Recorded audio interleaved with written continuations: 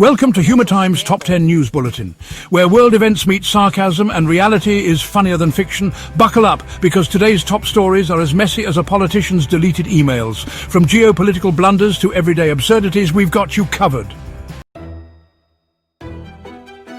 In a move that surprised absolutely no one, China and Russia have teamed up to tell the US to back off on Iran.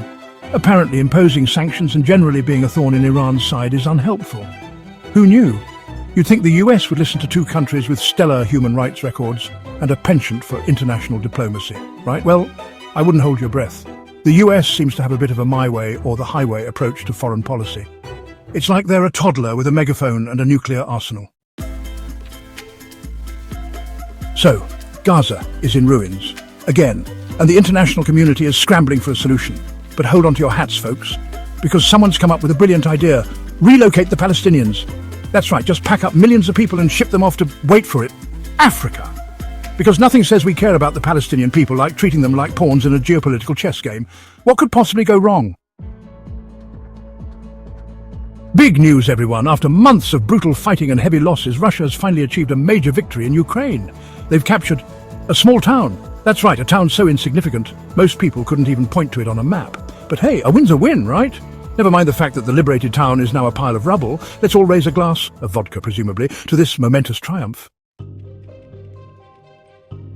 The US is waging a war on fentanyl. No, not a real war, because that would require actual strategy and competence.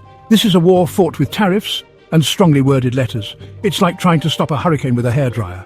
Meanwhile, the cartels are laughing all the way to the bank. Remember those pesky trade wars everyone pretends aren't happening?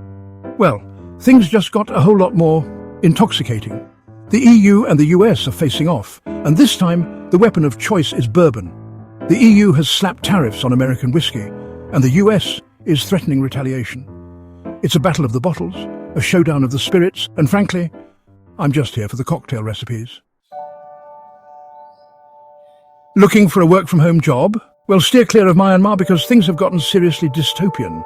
Thousands of people have been lured to a remote compound with promises of easy money, only to find themselves trapped in a scam operation run by armed gangs. It's like something out of a Black Mirror episode, but with more forced labour and fewer witty one-liners. So, next time you see a job posting that seems too good to be true, remember, it probably is. Think your commute is bad? Spare a thought for the passengers on a train in Pakistan that got straight-up hijacked. This isn't your average delay due to leaves on the tracks. This is armed robbers storming the train and making off with valuables, cash, and probably someone's lunch. On the bright side, at least it wasn't delayed. Air travel is glamorous, isn't it? You're crammed into a metal tube, breathing recycled air and praying the person next to you doesn't have a cold. But hey, at least the toilets work, right?